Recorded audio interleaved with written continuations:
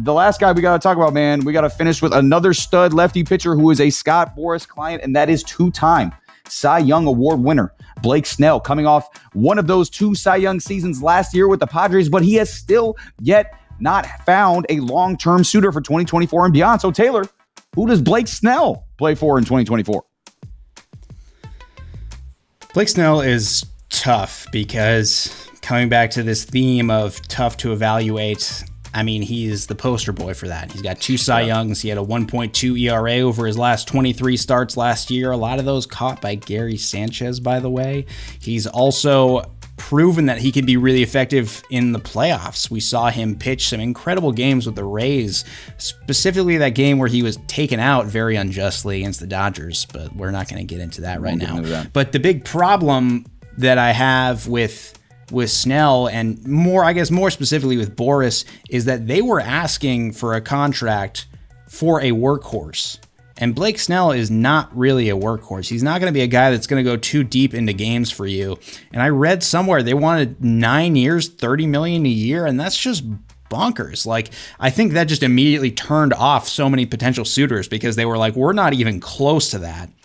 There is absolutely no way that we're going to be anywhere near that. So we're done. See you later. Hang up the phone. And out of all of these guys, I think Snell was the one that was most affected by Bellinger's deal for that reason, because I think this was his real shot to get that long-term deal, because at least after this year, he has that leverage of, I'm the Cy Young winner last year. Like, I'm worth it. This is my second one. I've repeated it. And even though he hasn't been consistent, like, that upside is there. But obviously, I don't think we're going to see him get that now because Bellinger's kind of opened that door, because we've seen a very similar career path from Bellinger. There was a lot of talk about him going to the Yankees, and I never believed it for 1 second. I think that was all just Boras, smoke and mirrors, leveraging, whatever you want to call it, because it was pretty clear from the beginning that Snell was just not a good fit in New York. And based on the fact, I mean, as soon as they got Stroman, it was like, okay, well, that's it.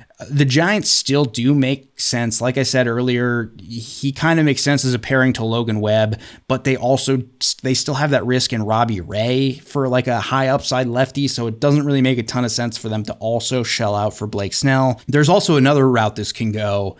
And there's a crazy team I thought of that you're going to laugh at, and probably most people are going to laugh at here.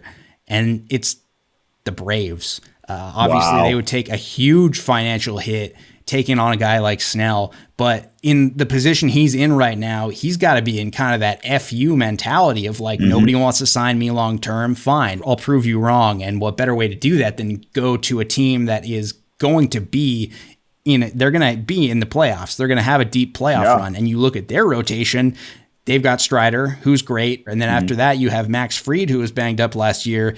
You've got Charlie Morton, who's 40. And you've got Chris Sale, who's never healthy. And then you've got a couple younger guys like AJ Smith-Shawver. They could really use a guy like Blake Snell for 1 year. And they could also talk him down to a great AAV, because they're going to be like, you're going to be competing for a championship this year with us. And then you can take that as more leverage into next year if you want that long-term deal. So I think it could also go that route as well. But unfortunately, the team that does make the most sense to me is the Angels. And especially because there are so many big free agent starting pitchers next year. Corbin Burns, Max Fried, Buehler, Zach Wheeler, Bieber, Robbie Ray, Max Scherzer. There's a lot of guys. So Snell kind of has to take what he can get right now, even if it's not the number he was looking for.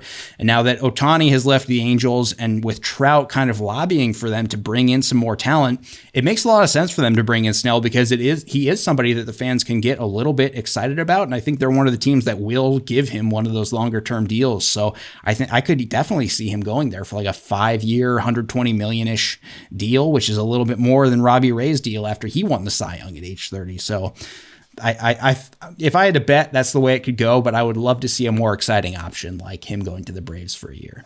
Yeah, see, Taylor, I just don't want to see that, so I'm just not even going to speak that into the universe, because I just don't want to. I don't want to see Blake Snell's career go where everyone's careers go to die, and that is the Los Angeles Angels. So I don't want to see that. But Taylor, you kind of mentioned it with Snell. Like, he's got to be feeling so disrespected at this point, because he just came off obviously a Cy Young season. He's one of the 2 or 3 best pitchers in baseball, and nobody wants to give him that long-term deal. Like you mentioned, like for the example, the Yankees, they've been flirting with him on and off all season. They've been treating the defending Cy Young Award winner like a side chick. That's how they've been treating Blake Snell. Like, it's insane. Like, because he literally just won the Cy Young, but they were over there like, oh, Yamamoto, he's younger and he looks to be a little bit better. And they're like, even though he's a little bit more expensive, like the Yankees were all smitten. They're like whining and dining him, doing whatever they could to make him a Yankee. While they were just sitting over there like texting Snell on the side just in case. You know what I'm saying? Just in case. Like, I still like you, but we got to go after the big fish. You know, we got to go after him. And then obviously Yamamoto goes to the Dodgers and Snell and Boris get all excited. Like, oh, you need me now. And they started doing too much. They started asking for things even before they had a first date. Right. So that forces the Yankees to be like, hey, I got another one I'm talking to right now. And Marcus Stroman, I really don't need to be with you. I got one over here. He wants to be with me. He's down right now. And Snell and Boris thought, whatever, you're just bluffing, tried them enough. And then the Yankees were like, okay, we'll just take Stroman instead of you. And then they kind of, they called Snell and Boris's bluff. And they're like, oh, shit, they actually took him. We might have done too much. And then the Yankees let them marinate on that for a little while. And then they came back to him and were like, hey, we didn't forget about you. We still want you, but, we just want you to be more reasonable. But now it looks like both sides are kind of standing firm and they are going to be, remain apart. So that was a long relationship way of saying they just aren't compatible. Yeah. Okay. They're not compatible in terms of that. Did that stem from like a personal experience with you? That was very specific, and that seemed like it came out very, very naturally. No, absolutely not. You've gone through what Blake Snell has gone through. Nope, definitely not. I'm not going to expound upon that further. I'm just going to go right into my next point. But all the teams, listen, the teams. The teams that he should go with, again, I'm not wishing the Angels evil on anyone anymore. I ain't going there no matter what if I'm Snell. I think his 2 best suitors also end up being the Giants and also end up being the Red Sox as well. I think whoever signs first between him and Monty, the other goes to the other team. So I think if Monty signs with the Giants first, I think Snell's going to end up a Red Sox and vice versa. I think if Snell signs with the Giants, Monty ends up a Red Sox. So I think the contract details for these guys are going to be extremely interesting, though. Like, is it going to be like we've seen with Bellinger and Chapman? Is it going to be, one of those contracts with opt-outs included? Or, was it just, is it just a Bellinger and Chapman thing because of their inconsistencies? But I think it's going to end up like that. And we'll see. Maybe it looks bad. I think it's definitely going to look bad that Snell declined that Yankee offer that was 6 years and, 160 or whatever it was, and then signs for less total money and less years than he was offered. But it's going to be, man, it's this whole situation has just been crazy. So, yeah, I think Snell either ends up either a Red Sox or he ends up a Giant and Montgomery ends up the other, so.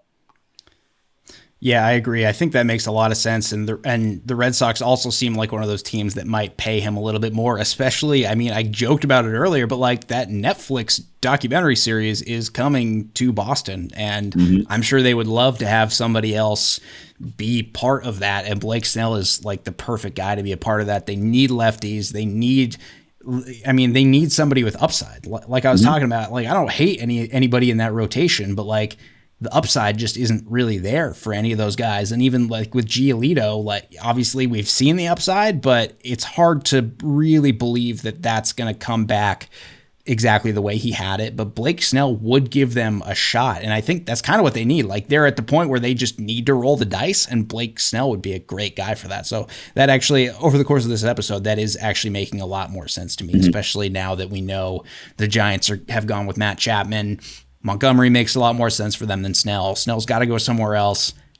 I also hope he doesn't go to the Angels, but I feel like they're probably going to give him the best deal, but I think the Red Sox might give him a deal that is similar, and hopefully he chooses that instead of the Angels. Yeah, I would actually, as a Yankees fan, obviously we're both Yankees fans, I would actually like to see Snell on the Red Sox. I think that would make for kind of a good AL East dynamic. It would at least make it interesting, because right now that next Netflix documentary is going to be boring as shit. They're just going to be not in contention all year, and maybe it'll actually be entertaining because it'll be such a shit show that everybody's going to be arguing all the time. But again, it's not going to be entertaining because they're not going to be involved in any sort of playoff discussions unless they get some actual pitchers in that rotation, So yeah, I think the Red Sox really, really need somebody like Snell or like Montgomery. They just need someone to come in and give them a little bit of something, whether it's consistency with Montgomery or star power with Snell. Yeah, just some juice, just anything. Anybody who's better than a 4 or 5. I think that's what they need in order to, kind of make themselves at least feel a little bit better, even if it doesn't actually make them better, at least feel a little bit better about where they are in the upcoming 2024 season. But